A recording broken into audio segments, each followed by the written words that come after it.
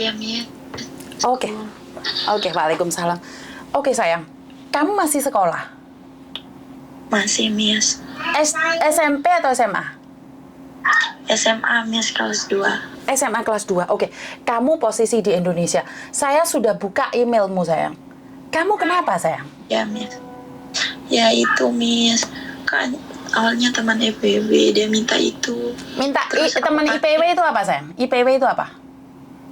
kayak teman-teman dekat gitu loh, Miss. Oke, Kayak keras-keras. terus?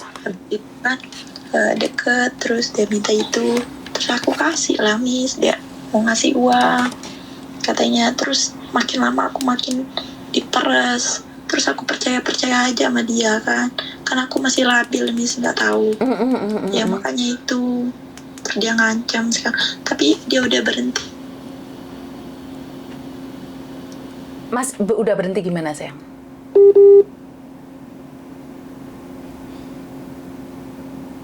Halo? Halo? Ya, Miss. Dia minta kan 500.000 gitu. Tapi aku nggak punya kan.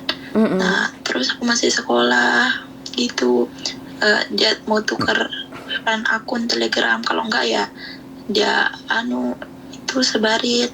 Kalau enggak aku kasih. Ternyata dia ngambil nomor orang-orang terdekat aku. Dia mau sebarin ke orang-orang terdekat aku kalau aku nggak bisa lunasin. Oke. Gitu, Miss. Dan kamu masih ngasih uang ke dia atau enggak sampai sekarang, sayang? Enggak, Miss, enggak ngasih uang. Enggak ngasih uang, tapi yang ngancam kalau nggak muasin dia ya gitu. Nggak muasin dia dalam hal ketemuan atau cuman kirim foto aja, sayang? Kirim kayak video, kayak foto, kayak VCS gitu loh, Miss. Oke, kamu tahu dia posisinya di mana, sayang? Jogja, Miss. Di Jogja. Kamu juga di Jogja? Enggak, aku di NTB, Miss. Oke. Kamu di NTB, dia di Jogja. Oke. Kamu yakin dia Jogja atau dia pura-pura saja, sayang? Waktu di akun itu kan aku koneksi, Miss. Nah, koneksi itu ternyata HP-nya dideteksi di Jogja. Kayaknya yakin aku kalau dia Jogja, Miss. Oke. Terus kamu telepon saya, apa yang bisa saya lakukan, sayang? Makanya itu mau lapor polisi kalau bisa. Aku udah 2 kali kena tipu kayak gini, Miss. Teman-teman dekat. Aku mau berhenti main itu tapi nggak tahu. Tetap diancam sama dia. Nggak ada alat komunikasi sama dia. Takut tiba-tiba disebar sama dia. Aku udah 2 kali kena tipu, Miss. Kayak gini. 2 kali kena tipu dengan laki-laki yang sama atau dengan laki-laki yang beda? Dengan laki-laki yang beda, Miss. Lah, sudah melakukan kesalahan ke pertama kok kenapa ada yang kedua, sayang? Enggak, dia samaan, Miss. Dia samaan caranya. Dia samaan kayak bersamaan itu aku deket sama 2 orang. Kamu nggak tahu. Kamu lihat mukanya dia nggak, sayang?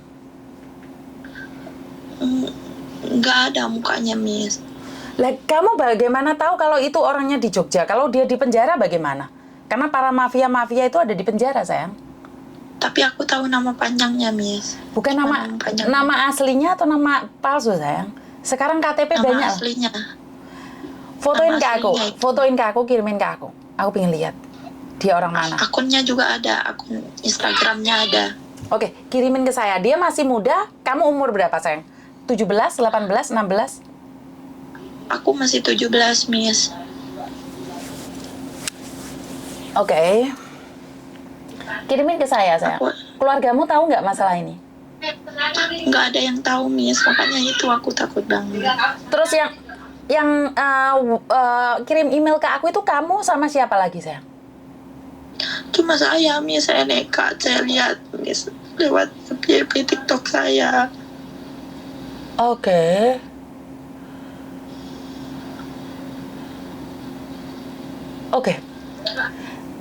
Saya akan, karena kamu bukan umur di bawah 17 tahun ya, tadi perlindungan anak nggak bisa kita, mungkin perlindungan perempuan.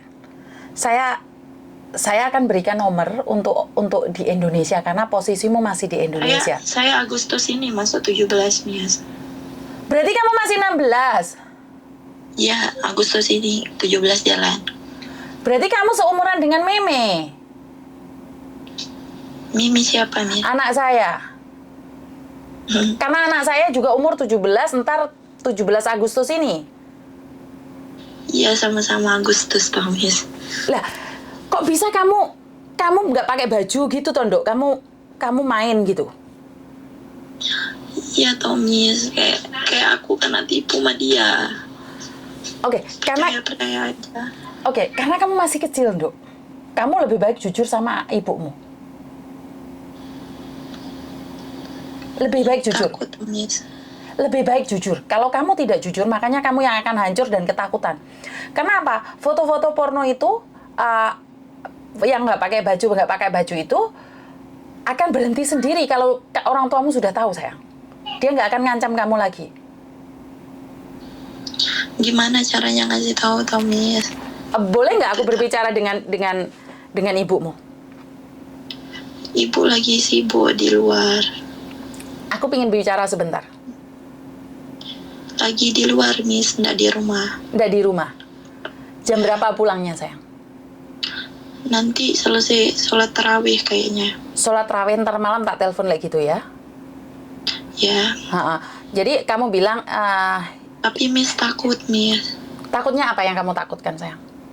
Takut dimarah, takut itu. Soalnya bapaknya keras. Bapak suka mukul. Oh, sorry. Aku tak gangguan mental juga, Miss. Makanya aku kayak gini. Gangguan mental, bipolar aku, Miss. Kenapa kamu bisa bipolar, Dok?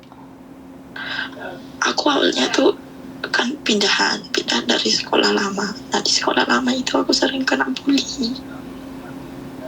Oke. Setelah itu, karena itu kamu mencari seseorang dari media sosial gitu, sayang. Ya kayak gitu, Miss. Pokoknya aku kena bully kayak nggak punya teman gitu. Karena kamu di kampungmu tidak punya teman, makanya kamu mencoba berteman di media sosial. Benar nggak, sayang? Banyak tekanan juga dari keluarga, Miss. Dari nilai akademik kayak gitu. Sedangkan aku dibully, gimana mau menyamai dengan nilai akademik? Oke, kalau kamu bilang bipolar, kamu sudah didiagnosis sama dokter atau kamu sendiri yang merasa bipolar? Aku sudah didiagnosis, Miss. Sudah didiagnosis, sering kontrol. Kalau perlu aku kirim surat kontrolnya ke Miss kalau Miss nggak percaya. Sekarang masih tahap minum obat, udah setahun, Miss. Oke, sorry sayang, sorry. Miss Yuni nanyain agak sensitif sedikit aja. Kamu dari keluarga menengah atau bawah atau atas, kalau boleh tahu? Sebenarnya keluarga terpandang, agak menengah lah, Miss. Kalau di kampungku itu keluarga aku terhormat, makanya aku takut banget.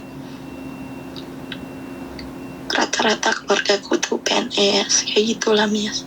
Oke, jadi keluargamu adalah orang terpandang di kampung? Ya, gitu.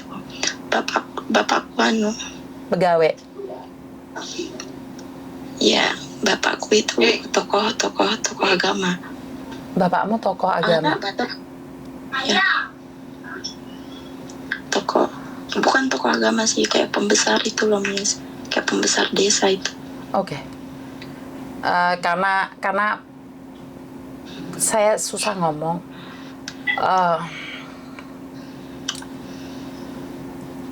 Karena kamu keluarga orang punya dan kamu dituntut untuk sempurna dan kamu juga tidak punya siapa-siapa, akhirnya kamu mencari pelampiasan di luar sana. Seperti itu. Ya gitu loh, Miss. Oke. Karena kamu masih kecil, kamu masih muda. Jika saat ini orang tuamu tidak bisa menerimamu, itu hak mereka. Setidaknya kamu jujur, saya. Karena aku melihat kamu seperti saya melihat anak saya. Jadi gimana rasanya kalau itu kamu adalah anak saya? Maka saya akan kaget sekali karena kamu itu seringkali diomongin, bukan diajak ngomong. Anak-anak seumuran kamu adalah diajak ngomong. Maka kamu akan curhat. Nyatanya sama Miss Yuni kamu bisa curhat. Kenapa sama orang tuamu nggak bisa curhat? Bener nggak? Karena ini loh Miss, lebih nyaman sama Miss Yuni. Kayak orang tua tuh takut nggak ngerti loh Miss. Takut banget ngerti lah Miss, orang tua terpandang itu. Kami ini aib keluarga kayak gitu loh Miss. Aku juga pas kalau kampung bipolar itu emosian. Kalau emosi itu ngamuk-ngamuk, nggak sadar aku dipukul sama bapak. Jadi makin takut. Jadi kamu waktu emosi mereka bukan menenangkan tapi kamu malah dihajar, bener nggak? Ya Miss, kayak gitu loh. Aku kadang insecure dikit, apa-apa itu dikira kambuh loh Miss. Kalau aku lagi gelisah dikit, Pak ayo Pak aku pengen keluar main sama teman-teman, gelisah dikit, kamu kambuh pasti ini, kamu kambuh, bilang. Jadi kamu cuman butuh perhatian dan mereka menyangka bahwa kamu sudah kambuh gitu sayang. Ya kayak gitu. Aku butuh kebebasan loh Miss, ngerti tak? Makanya aku nyari temen lewat itu. Aku jarang dikasih main sama temen-temen itu. Kan kalau usia remaja kan wajar kita pacaran, dekat sama orang, dekat sama teman seumuran. Nah aku beda Miss. Udah dikasih aku. Kalau main sama teman seumuran, apa gitu, pokoknya ndak dikasih kebebasan karena keluarga terpandang. Dia bilang kalau kamu main sama mereka itu nanti apa diomongin, nanti kamu ikut ugal-ugalan kayak mereka. Padahal kan nggak semua teman-teman aku gitu loh Miss. Oke, seandainya Miss Yuni bilang bisa nggak berhenti bermedia sosial atau ganti akunnya semua sayang, bisa nggak? Mau berhenti Miss, mau berhenti memang, tapi alat komunikasi sama dia itu nggak ada, takut tiba-tiba disebar sama dia gitu loh. Gini lah sayang, karena kamu takut dia akan semakin menyebarkan sayang, dan kamu semakin takut dia akan semakin menyebarkan, dan kamu semakin selalu memberikan video-video yang nggak jelas itu. Oke, kamu kapanpun butuh Miss Yuni, nomormu sudah tak simpen. Kamu kalau butuh orang berbicara dengan aku. Sekarang kalaupun dia harus nyebarin ada apapun, kamu cari aku ya sayang ya. Ya Miss, makasih Miss. Jadi sosial mediamu semuanya dibuang. Kamu ada apapun kamu ngomong sama saya sayang. Ya Miss. Nomormu tak kasih pin, jadi kalau kamu SMS aku, kamu orang pertama bisa muncul di WhatsApp aku ya sayang ya. Nomor kasih pin kayak gimana Miss? Bukan, nomormu aku simpen. Jadi iya. Jadi kamu ada apapun, kamu kalau dia nyebarin video kamu, maka dia yang akan aku cari dan aku akan nonton dia. Intinya adalah kamu harus keluar dari pikiranmu sendiri. Kamu harus berpikiran positif. Maaf kalau boleh tahu, kamu Muslim apa bukan sayang? Saya Muslim Miss. Oke, Muslim. Oke. Sekarang Bapak tokoh agama. Oke, karena kamu Muslim, kamu percaya dengan keajaiban Tuhan. Ganti nomormu sekarang. Setelah itu SMS-kan ke saya. Sebelum kamu ganti, SMS-kan ke saya nomormu. Iya Miss. Ini mau ganti nomor. Iya. Sebenarnya satu hal, kamu dalam keuangan nggak kurang kan Dok? Karena kamu adalah keluarga menengah. Bener nggak? Kalau masalah uang kan nggak kurang banget. Iya, karena kamu keluarga menengah, pasti keluargamu masalah keuangan mereka tidak kurang banget, bener nggak? Jadi ini adalah cara orang itu untuk menghancurkanmu sayang. Kamu masih muda, kamu masih cantik. Kalau hari ini kamu hancur, siapa yang bisa membantumu? Kamu percaya Miss Yuni akan selalu menemanimu, maka aku akan menemanimu. Sebelum kamu ganti nomor, fotoin ke aku nomormu, jadi aku simpan. Nomor ini dimatikan, semua sosial mediamu diganti dan dimatiin semua, ganti yang baru. Dan jangan kasih foto-fotomu. Di media sosial itu jangan pakai fotomu sayang. Ya, Miss. Karena dia akan mendeteksi fotomu lagi, di mana siapa yang pakai fotomu, mereka akan datang menghajarnya lagi. Karena ini adalah sindikat sayang. Ya, Miss. Jangan takut. Jika kamu sudah ganti nomor dan mereka menyebarkannya, maka saya akan membantu kamu. Ya, Miss. Sekarang ganti nomor, fotoin ke saya sayang ya. Jadi saya bisa tahu siapa kamu. Ya. Ya. Miss. Ya. Jadi jangan takut ya sayang ya. Iya. Ya wes, nggak usah takut ya. Iya. Makasih banget nih. Terima kasih. Jangan takut ya sayang ya. Oke, bye-bye. Ya Miss. Sorry Mbak.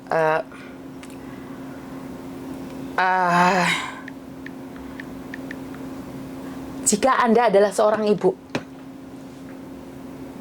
gimana rasanya? Ini anak ada di Indonesia kurang kasih sayang.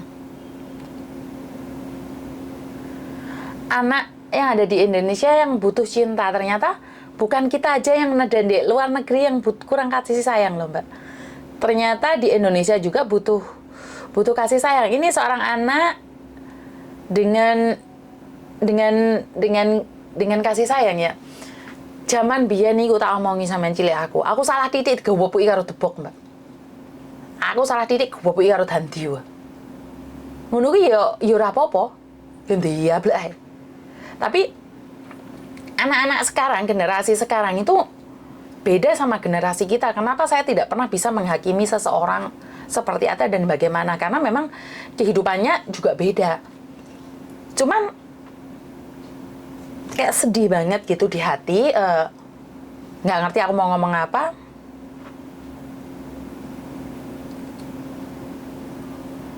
Menjadikan anak itu bipolar dan minum obat loh Mbak.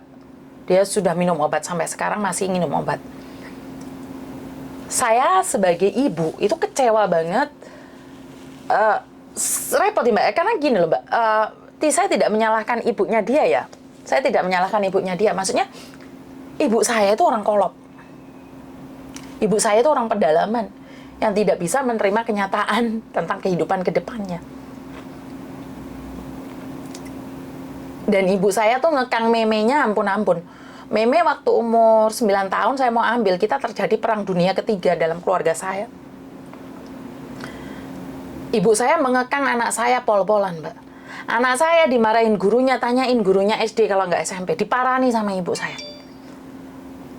Tapi karena itulah anak saya tumbuh, dan anak saya juga dibully. Jadi Meme itu anak bully. Meme itu pernah dibully. Dari situ Meme sempat mentalnya drop. Tapi karena mungkin kasih sayang keluarga, kita tidak menyalahkan tentang keadaan. Akhirnya Meme bangkit, dan saya sangat salut sekali dengan adanya PSHT. Jadi PSHT itu membuat anak saya, Meme pribadi itu, jadi kuat. Jadi saya ucapkan banyak-banyak terima kasih sekali pada PSHT ya. Yang merubah anak saya punya tanggung jawab dan kuat mental, kuat tenaga. Itu saya sangat salut sekali dengan cara PSHT mendidik anak saya. Jadi saya sangat bangga sekali karena Meme itu karena Cindo ya Mbak ya. Jadi semua orang mengatakan bahwa kamu itu Cina loh, kamu itu ini itu, banyak yang mengatakan kamu itu kulitnya putih dewe elek loh. Apapun itu keluar dari mulut teman-temannya dia. Dan dia bilang, lihatin mamamu nggak mau sama kamu loh, kamu lo dititipno ibu nenekmu. Itu ada kata-kata itu diberikan pada Meme, dan Meme sempat drop. Ini pengalaman pribadi saya ya Mbak ya. Tapi saya sangat salut sekali dengan PSHT. Mereka bisa membuat anak saya itu menjadi kuat mental. Sampai anak saya itu ikut PSHT itu 3 kali masuk rumah sakit Mbak. Dodone ampek. Karena Meme itu kalau ada kunjungan dia selalu naik panggung. Jadi Meme itu tumbuh dari bulian juga loh. Karena Cindo. Kok putih? Kok iki apa anak wong Indonesia atau iki? Apa semuanya. Padahal kan Meme dalam ruang lingkup keluarga kita, Meme itu paling hitam. Makanya kalau Anda semua ibu-ibu yang ada di sini, saya tidak promosi PSHT ya, saya nggak dapat keuntungan apapun. Tapi cuman saya ingin bilang, ini pengalaman saya pribadi. Karena sebagian dari keluarga saya tidak setuju Meme masuk PSHT. Karena mereka bilang, no, masuk PSHT nah anakmu. Sombong dah lain kali. Lihatin sombong dah itu anakmu. Semua orang memvonis bahwa Meme itu akan sombong karena ikut PSHT. Dia lebih membela temennya daripada keluarganya. Itu yang sempet saya sama bapaknya mikir, duh ini anak ikut PSHT ini kira-kira ini gimana ini? Kekhawatiran saya juga terlalu. Tapi ternyata enggak loh, setelah dia selesai, dia ambil sabuk putih, dia benar-benar tahu dan bisa menghargai orang lain. Nah ini kebanggaan bagi saya ya, sebagai seorang ibu yang tidak pernah ada di sampingnya. Saya tuh minta maaf pada Meme kalau saya itu bersalah. Dan hari ini saya mendapatkan telepon dari anak kecil, di mana apa ya, keluarga semua ada di rumah tapi bipolar, dan dia sedikit pingin meluapkan emosinya. Dia bilang bahwa dia itu dia kumat lagi, bipolar, kumat lagi gitu. Ini anak adalah yang butuh kasih sayang, tapi ya saya sendiri heran ya, saya dapat telepon dari anak SMA kelas 2 yang ada di Indonesia. Saya kaget, jujur saya kaget. Berarti kan di Indonesia sana ada butuh seseorang untuk merangkul mereka, untuk memeluk mereka, untuk berkata dengan mereka, untuk bercerita dengan mereka. Bukan hanya di Hong Kong ya ternyata ya. Di Hong Kong butuh curhatan, ternyata di Indonesia butuh curhatan juga. Jadi saya sangat berterima kasih sekali buat teman-teman di luar sana. Saya nggak bisa ngomong apa-apa karena saya down, Mbak. Saya drop lagi nih. Anak SMA kelas 2, fotonya nggak pakai baju, dikirim ke laki-laki, dan dipengaruhi. Ini bisa salah pergaulan juga kalau kita tidak bisa memegangnya. Bapaknya adalah salah satu tokoh agama di satu tempat, keluarga orang berada, tapi anaknya tidak bisa berbicara bersama keluarganya, jadi tidak bisa mengerti satu sama lain. Ya kadang-kadang saya tidak bisa ngomong apa-apa ya. Ya udahlah Mbak. Bingung saya karena kalau masalah anak ini sensitif sekali. Cuman saya berdoa agar ibunya, bapaknya juga punya hati agar tahu bahwa anaknya itu anak gitu loh, bukan apa? Bukan barang mainan yang hanya ada disekolahkan, dikasih makan, terus dia tidak butuh yang lainnya, dia tidak butuh bersosialisasi lagi, dia butuh bersosialisasi dengan orang. Jadi jangan kekang anak itu. Dan anakmu itu korban bulian, kamu tahu nggak? Kalau anak saya dibully itu saya tahu. Karena itu saya selalu spot anak saya. Dan saya sempat nanya sama Meme, nggak apa-apa Me, kamu pulang aja Me ke Hong Kong Me, nggak apa-apa. Nggak Ma, aku kan udah nggak bisa bahasa Cina Ma. Nggak lah, aku pengen di Indonesia aja Ma. Ntar kalau kuliah baru aku di sana. Jadi saya sempat ngomong sama Meme, kalau kamu dibully udah deh datang aja deh Me. Tapi dia bilang nggak Ma, aku akan bertahan di Indonesia. Dan akhirnya tumbuhlah anak saya dewasa seperti hari ini. Dan masnya yang selama ini yang tidak ingin datang ke Indonesia, malah masnya sendiri yang akan sering datang ke Indonesia. Bahkan anak saya itu mendapatkan tawaran pekerjaan dari salah satu tempat di Indonesia, dan kemungkinan besar dia akan berada di Indonesia. Ini anak saya yang cowok. Jadi bocoran buat kalian, kemungkinan besar anak saya juga yang cowok itu benar-benar pulang Indonesia, yang cewek datang ke Hong Kong. Ini jadi mungkin ada pertukaran ya. Jadi ini adalah pertukaran. Saya kurang tahu apakah Thomas kuat dibully. Kalau adiknya sudah pasti dibully dulu. Jadi anaknya Cindo itu di lingkungan itu kadang-kadang dikucilkan, Mbak. Di sini kalian bilang Koko ganteng, kalem, tapi nyampe di Indonesia dikiranya dia itu perempuan, dikiranya dia itu tomboy karena dia pakai tato, pakai anting-anting, kan itu stylenya dia. Makanya saya kurang tahu ntar Kokonya bisa nggak bertahan di Indonesia. Kalau Meme sudah mampu bertahan di Indonesia, saat pertukaran kehidupan, Kokonya ada di Indonesia dan Memenya pulang ke Hong Kong, saya kurang tahu apa yang akan terjadi.